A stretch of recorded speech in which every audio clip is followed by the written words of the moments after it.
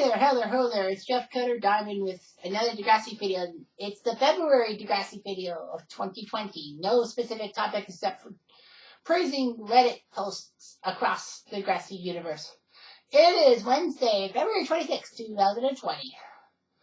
So anyway, there were 13 major Reddit posts. I actually liked talking about stuff, and also, well, I did some of them myself. So anyway, first and foremost, I'd like to talk to people and say thank you for supporting my Maya video and all that. That was fun. Basically, it is, of course, in the playlist that you'll see the link to below. Actually, well, when I put it on the Degrassi Reddit, I'll put it so that make sure that the newest Degrassi video is the last one on the list, and then, of course, everyone will see the playlist and see my 40 Degrassi stuff, videos, and all that. So anyway, yeah, the Maya video was great and all that. I know some people did some stuff about Maya on the Reddit. So anyway, Kayla Mill did a post on for Valentine's Day saying that, did you like Maya? Ellie Yuki went, I think Maya's just okay. I feel the writers really like to use her. But that might be me being wrong, but she had too much screen time to be necessary. I really liked her mental health narrative because it was a continuous journey through her development. All that. They said that she's a pretty good character, but could be annoying and stupid at times. And of course, there's a lot of Maya hatred. Kayla also did one post on Valentine's Day saying that, do you think Maya should forgive Sig after finding out he hooked up Zoe? Do you think they could have worked it out? Basically, Sig wasn't really remorseful for his actions. He blamed everyone except for himself. Basically, he was a sexist pig and basically told Maya that she made the mistake. All that. I feel like, Sig was basically not being honest to Maya. And all that.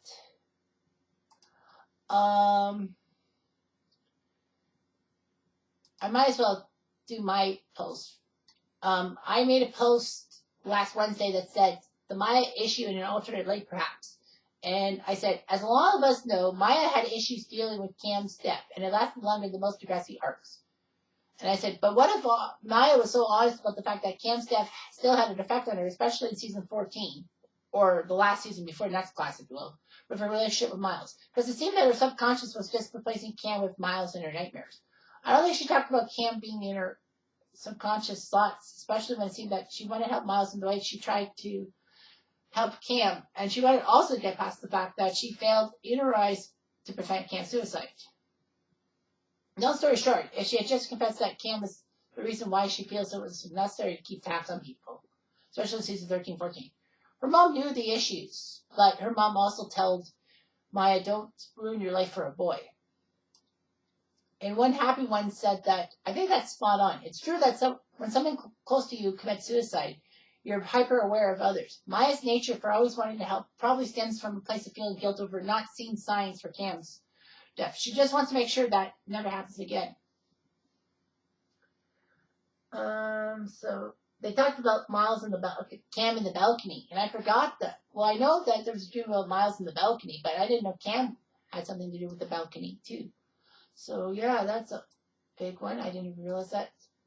My makeup addiction on Sunday made a post saying that 7 years ago, Bittersweet Sympathy aired, and that was when Cam, killed himself and all that, and it had some great acting and all that. What's lost in the fact is that, we don't know if what Cam's method of suicide was. Was it hanging himself? Was it slashing his throat or his wrist somewhere he would bleed out? Or, as some people actually said, could have been garden chemicals, because it was done in the J.T. York Memorial Garden, and garden chemicals can have a big effect on you if you ingest them. Something that, and knowing that I spent last summer working in a garden center near my house, I figured that that could be a possible thing. I didn't even think about it. So yeah, so they talked about that too. So anyway, I don't know what those two things are doing there. Sorry, I'm just touching up on a few things. Of course, to end the Maya part of this video, it says Faber Simf did this episode, Reddit post February 8th and said, I have never understood the fandom's hate for Maya. Let's dissect a little. Maya has made some mistakes. Every character has. She kissed her best friend's boyfriend. She was very judgmental and nosy. But she's also multidimensional. Her grief over Cam lasted multiple seasons. Her depression was gradual. She did bad and good things. She was complex, and she had an actual character arc with real growth and change. As with her nosiness, she helped everyone whose business she got into. Tristan was dating a teacher, and she made that stop.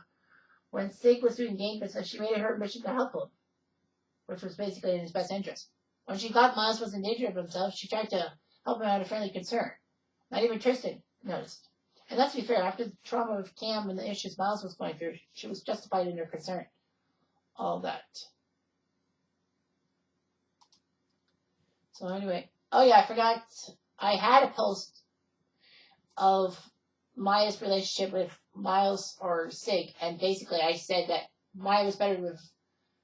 Well, Maya's thing for Miles was just basically concerned because Miles had a bad family life, and she was trying to help Miles deal with it. She was probably just making up for the fact that she failed to understand Cam and all that. So yeah, a lot of people said that she has trauma, severe anxiety, depression, but she develops a lot. All that. And Disco said, female characters are judged more harshly. Eli's loved, but Claire and Maya are annoying in their sense. And Kenneth said that when it comes to the lead females, Claire, Maya, and Emma, they were great, but they were annoying too, just like Emma. And someone said Emma was one of her favorites. She had huge amounts of trauma. She got kidnapped and almost raped when she was 12. That was the catfishing incident. She had a gun put in her head by Rick at 15, and her behavior after the shooting in secret reminds me a lot about Maya after the bus crash in new class. So yeah, so anyway, Maya gave so much but got little in return. Yeah, a lot of people said the female lead always got the big hate and all that, which was not justifiable at all. So yeah. Someone said that her pity parties were basically symptoms of depression. Also, I think her weird photography session was dealing with trauma. Yeah, she was great and all that.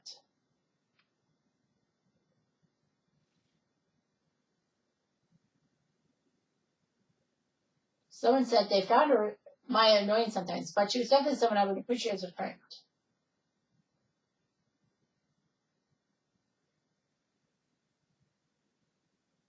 She had to struggle with depression and anxiety issues, all that. And then Let's Paint the Sky said, let's not forget the amount of chances she gave to Zoe and Sig to act like decent people towards her, which ended with her getting a kick in the teeth. Also, her mother took Maya getting in trouble seriously. But God help her if she had to do something about Maya being bullied and slut-shamed. Websites made about her. She was like, no, I don't think we need the police. They're serious crimes. And the kid retaliated because he didn't help her. So anyway, yeah. Yeah, a lot of people said she was butting in and all of that. One person says, Maya tends to jump the gun on how to feel about things immediately. Look at the Miles Sig triangle jump. Anytime either of them did anything, she jumped to disliking them. Like when Miles got in a fight with Sig because of Sig's insults. She blames Miles for fighting and letting Sig off the hook. She's a prime example of the type of phoning it in teen drama that basically have it all that. Yeah. So that was weird. Okay, so after Maya, this person called Unit Unlit Lights, on Sunday said that about the relationship between Hunter and Yale, Y-A-E-L, when they came out as genderqueer. Yale with the pronoun they. I think Hunter was a total jerk for the way he treated Yale, but I also understand why he didn't want to continue the relationship. It was awful that his friends at prom had a discussion about how Hunter would identify if he was dating Yale, thinking that he's bisexual or pansexual. I understand why Hunter was uncomfortable continuing a relationship when he liked girls and Yale wasn't a girl. And then one person said, to be fair, Hunter is straight and wants to date girls, not someone who's anything else, including genderqueer. One gender, no fluids. All that. He liked girls and was very open about it. I don't think it was wrong to break up with Yale. All that. He could have been a jerk for not respecting the pronouns. And I said, I feel that Hunter picked up some traits from dear old dad about his personality and all that before this Yale business. In truth, he may come off as being anti-gay and all that and hated as a Hollingsworth. But I could see that he wasn't sure how to handle the relationship with Yale, so he had to break it off. That was amazing. I did a post on the 17th that said, I hate to say this, but Simpson was wrong in a sense in season 3's take-up on the Breakfast Club when Hazel, Sean, Ellie, Toby, and Jimmy were put in solitary detention. And he tells Radish that these kids did nothing wrong. But the problem was that when he was going through chemo, he missed school, and he missed when everyone misbehaved. He wasn't there when Hazel was stalked at looking at illegal sites. And I said, Ellie, I don't know, it was unclear, but maybe she missed too many classes. Sean for his hatred of the administration, and Toby and Jimmy for trying to change grades on a computer. The kids deserve punishment for not for a weekend. And then I found out that Ellie skipped class on purpose so she can go to detention and write a profile about Sean stealing things. AKA meaning she actually had to call up with the newspaper office and basically wanted to get a major story in detention. So basically she did some stuff. All that. They found out the tape recorder and basically broke the tape. But basically Ellie told Sean that she destroyed the tape and all that. And then Alex H. Jones said, I don't think he meant that they did nothing wrong. I think he meant they're good people inside and our detention's learning from their mess-ups. And making them spend an entire Saturday in detention was overkill. But it would also make sense that they should be either suspended or put in detention during the week for their crimes. I mean, at that time, looking at illegal websites, and I think it still is, was kind of stupid. I mean, Ellie, I don't know why she thought Saturday detention would help her and all that. Sean, Raj did kind of deserve it because Raj was basically trying to pin things on Sean, all that, thinking, and Sean basically thought that, jumping to conclusions. And of course, Jimmy and Toby for changing grades on a computer. That is actually terrible, in a sense. So, yeah. Yeah, and I didn't know about the Ellie situation. I thought Raj put Ellie up to this because of some stupid things. I know I should have did the Reddit post, but I'll put this with the Reddit post to announce this video. I'll say also how did you think about Emma in season 3 and how her relationship with Sean was? Basically, it was like, what was Emma's source of being angry towards Sean? Basically, maybe she thought that Sean was the one, and basically Sean is spending time with delinquents and all that. It kind of doesn't make sense about Emma in season 3. This was before, of course, her character changed forever in season 4. Okay, so I also did a post last Wednesday that said vindictiveness in a Degrassi parent, and this is how it went. We all know that Zoe's mom cut her daughter out of her life because Zoe didn't get any acting roles because Zoe came out of the closet. And also Zoe's mom knew that she couldn't live off Zoe's income. And it was also due to the gay issue. And her mom couldn't deal with it, even though it might not have been a big deal. But what about Becky's mom? What about Mrs. Baker? It was evident that she favored Luke more than Becky, and how she was upset Becky had to testify against Luke at the rape trial. And I found it highly hypocritical that she would try to force Becky to lie under oath to save her brother, especially the fact that a good Christian must be honest and upfront with things. Don't get me wrong, but I also have another theory about why Mrs. Baker may hate Becky. Suppose she held a grudge against Becky for befriending / having a relationship with a transgender person, that being Adam. she might have hid her feelings about being anti-Becky in a sense. But also, Becky's mom is also lucky that Becky only testified against Luke. If Becky told anybody about how Becky's mom had basically told her what to say and all that, they would have made an investigation towards Becky's mom. Who knows? Maybe she gets probation. Maybe she gets jail time. And basically, Luke's testimony would have been heard more for the fact that Luke might have felt more guilty. Innocent subterfuge said, quote, "The Baker parents are awful people. I wouldn't be able to tolerate Becky in real life, but my heart broke thinking of what it feels to be completely and totally shunned by my Christian parents for doing the right thing."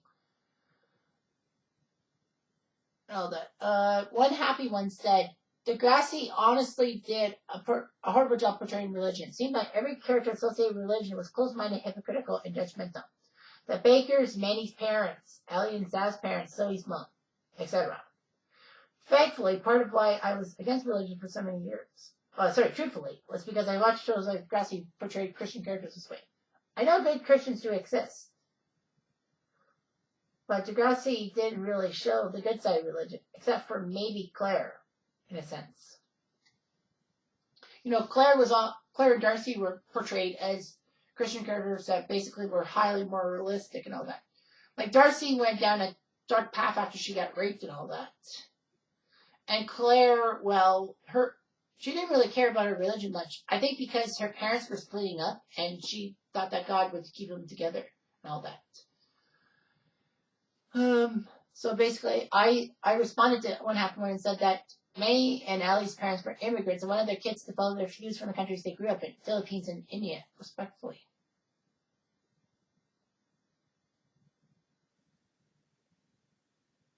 Yeah. All that. But Stories and Slides said, "I'm not sure anything would have happened to Mrs. Baker, even if Becky did say her mom suggested she lied. Her mom wasn't on trial, and the lawyer was telling her to lie too. I don't think your mother was being vindictive about Adam, but she wanted to preserve her family's good reputation as good Christians. So whether Luke did it or not, it would be a conviction against the whole family and ruin the Baker name. It was definitely wrong of her to do, but I believe that's the reason she pressured Becky so much. I don't think they favored Luke. It just so happened that he messed up. I believe that if Becky had been in some crime when Luke was a witness, the parents would have pressured him not to say anything as well. They would have thrown their kids under the bus to protect their reputation." And so basically, talk about that type of Christian and all that. So yeah. So got that. Next up is what Aquarian Venus did last Tuesday, the 18th, and said, "I will never forgive Spinner for the Rick Jimmy situation." I know that a lot of you probably don't know much about this, and as I said, the playlist will be there, and all the Degrassi shooting things I did, topics I did, will be there. So basically, in short, Rick in Time Stands Still Part 2 came back to the school with a gun after being painted feathered by Spinner, Jay, and Alex's prank. And basically, he took his father's gun and went to the school, still in his outfit. And then what happened was that after trying to go after Paige, and Paige saying that everything was stupid and childish, Rick slowly puts the gun away from Paige and says, "I'm sorry for what happened to Terry." Paige did not see the gun, of course. Rick puts the gun in his locker, goes to clean up in the bathroom. Spinner and Jay go to the bathroom, and then Jay tells Spinner about how Jimmy set everything up, and Spinner went along with it. And then, of course, Rick was led to believe these things and basically decided to take down Jimmy. Of course, Rick shoots at Jimmy in the spine. He doesn't kill Jimmy, though. And then, of course, he goes after Emma for rejecting his advances, but Sean saves the day. All that. So anyway, one guy says, "I respect that, to be honest. I feel like what Spinner did was unforgivable, but I somehow forgive him. Degrassi has a way of making us forgive and forget these actions. Spinner doesn't get sympathy for me. He was the main one that caused Rick to bring the gun to the school in the first place and blame it on Jimmy. Is sick." And Degrassi Stan said, "I feel like people tend to ignore Jay's role in the situation as well. Everyone gives Spinner all the hate. But Jay was the one who put the blame on Jimmy. Spinner followed along, and Spinner apologized for what he did. And they said, well, Jimmy's best friend, I expect more from Spinner. And then Story said, I think that's because no one expected anything different than Jay. He had no redeeming qualities, and it was always there to steer someone in the wrong direction and screw their life up. Neon Dreamer said, how were we to know that? Well, how did he know Rick had a gun on him? Yeah, he said that Jimmy set up Rick. But at the same time, nobody knew that Rick would have the inkling to come back to school with a loaded weapon. He's still responsible, but not as intentionally as people think. And then Aquarian said, Rick showed signs of being violent and unstable multiple times, in my opinion. I guess they were looking for a place to direct the angle because I feel like Jimmy's so innocent. And one guy said, Spinner was not innocent in the situation. But Rick was also emotionally and physically abusive partner. He returned to Degrassi when he had to have known no one would want him there and brought the gun to the school. Spinner and Jay may have had made their feelings known about him known very clear and may bully him. But Rick decided to bring the gun and use it. So yeah. And they said that Spinner basically was jealous of Jimmy's stuff. He should never have been let back in the school. Yeah, he didn't know Rick had a gun, but what was his intent by saying Jimmy was the one who did it? Was it obviously for Rick to retaliate against Jimmy in some way, the same way that Rick had X'd out the window, or Wakanda Forever, if you will, the window on Spinner's car. So he did mean for some type of harm to come to Jimmy. And with a situation like that, you don't know what's going to happen, but it wouldn't have happened unless Spinner intended to harm Jimmy in some way. And then I responded, in the back of Spinner's head, he was angry that Jimmy went from being in the clique to get rid of Rick to being on Rick's side. He saw it as a betrayal. I think his first notion to pin things on Jimmy was because Spinner actually, in a scene, bragged about what he did to Rick in front of Jimmy's face, and they had a fight. Jay figured that if they pinned it on Jimmy, Rick would not have suspected that anything about Jay or Spinner doing any pranks. And I said, also noted in the deleted scene, Spinner makes fun of Rick, but Raj catches him out and wants to meet with him after school, before the shooting even took place. And I said, it's also Rick's fault for believing Jay and Spinner, because when they said everything was cool, before they pulled off the prank, they got Rick's hopes up. And basically, and also believing that Jimmy was to blame for everything. And Story said that, Raj didn't do much about the bullying, so I don't believe Jay and Spinner truly cared whether Rick knew it or not. Knew they did or not. He had no proof. They pinned it on Jimmy because of his said betrayal, because of his betrayal of Spinner. If they didn't want to get caught, they could have pinned it on someone else or basically talked about it being innocent and clueless and all that. Or they could have walked out of the back and not said anything. Because maybe if they had not interfered and planted the idea in Rick's mind, Rick probably would have come back at those two and shot them. More awful, but more reasonable. The entire situation is Rick's fault, and the fault of those people who saw he was bullied and did nothing to do it. All that. And then people said that, what about Alex's roast paint dumper? She got no consequences. She felt bad, but her involvement should not have been under the rug. And then Spinner should have been let off the hook. But it made no sense that Spinner didn't mention her as well when he confessed Alex Lackles. But to that I say basically that, Spinner and Jay could have easily blamed Alex for it, but they figured that because A, Alex was in a position in student government that they didn't want to interfere with it, and B, she had no clue about the plan to destroy Rick whatsoever by planting the seeds of trying to get Rick to hurt Jimmy. Like, they couldn't blame Alex for things. And then you got yourself a few more Degrassi Reddit posts that I didn't do. One person, Asian Cupcakes, did one 2 weeks ago saying that I just started watching Degrassi Junior High and I'm shocked that Raj is a homeroom teacher. But what was his age supposed to be? And then they said, well, according to Degrassi Wiki, Radish was born in 1959, so he would have been 28 at the start of junior high. And then when he became principal of Degrassi Community School, he was 42. So that was amazing. And then by the time that Radish is forced out of school, he's only 45. It's amazing. He doesn't look 45. He looks like he's in his 50s and all of that, being the administrator at Degrassi.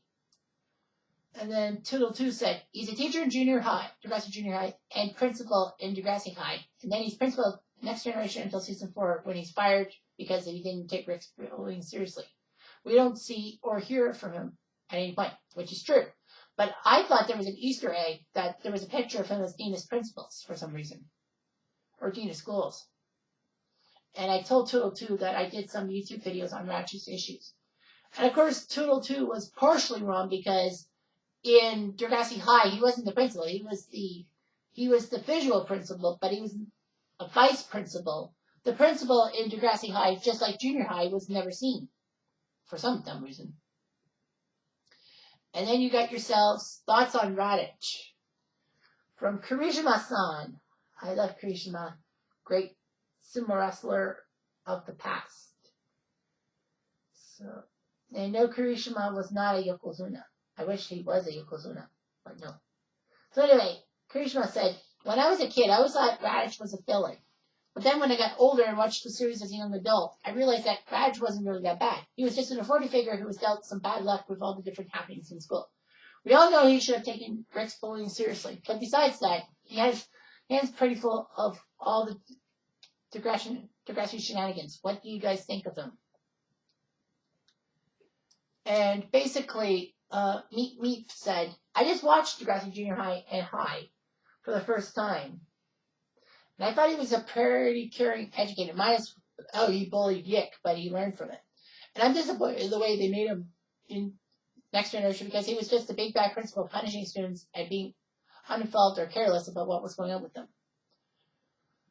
And someone said that Snake did that too. Like Snake was a caring educator and then once become principal, it seemed he was bad. Soft Skeleton said, I think he tried his best as a principal and it was comedic at times. I agree he could have handled the situation with Rick better, but it was realistic. Unfortunately, that's what happens, especially at this time when school shootings weren't as prevalent as today. And I don't think he would have let child pornography get swept under the rug multiple times like his successor, a.k.a. Hazel-Ackles. Padme said, to me, it's two different characters. I don't think that Raditz in the Degrassi Junior High / High days would have dealt with Rick the way he did in Next Generation. He handled the Claude situation pretty well. Or Claude, I should say. And when Spike was kicked out and Hallie disagreed and wanted her to take exams. All that.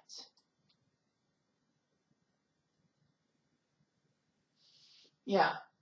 And Daily Thought said, every person on the show had flaws. I don't know if any other principal would have handled the big situation better. Probably Snake, but anyway. Hazel-Ackles could have, but she did let her son get away with disturbing child pornography, a.k.a. Manny's video.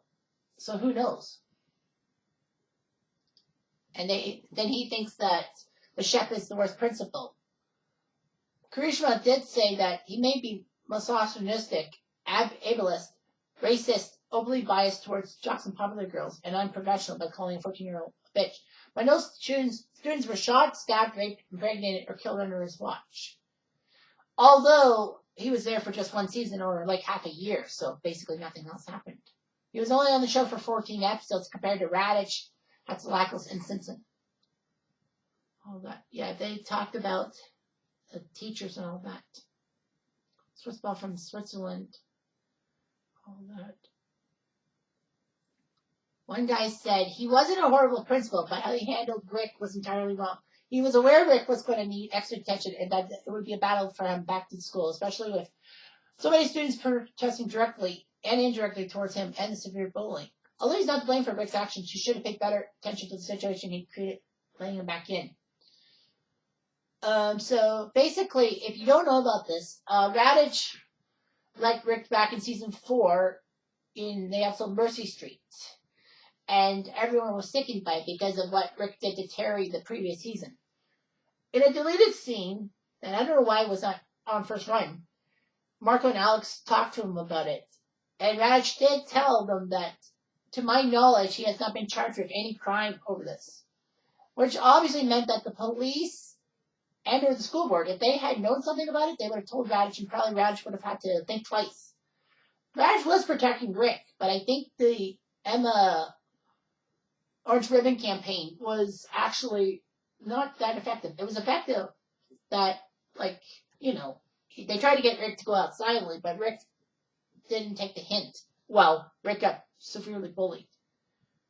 He was better as a teacher, but he was more annoying as principal, which is true. So, yeah, about Radish. And, of course, I chimed in saying that I did videos on Radish and all that you can see on the playlist when I put it on the Degrassi Reddit thing. If you don't want to know, the Degrassi playlist, there, if you go to Cutter Historical and see my playlist and see Degrassi shooting and other Degrassiisms, that's my playlist. I put everything in. So, yeah, fun things. A lot of things happened. I know somebody put up a Reddit post about why Alex got lucky and not being blamed for anything in Degrassi. The Degrassi thing. I know that somebody did a fantastic post about some venting and all that. I'll get to that person's post maybe next month. So anyway, thanks for watching this video and have yourself a very good day. Long live Degrassi.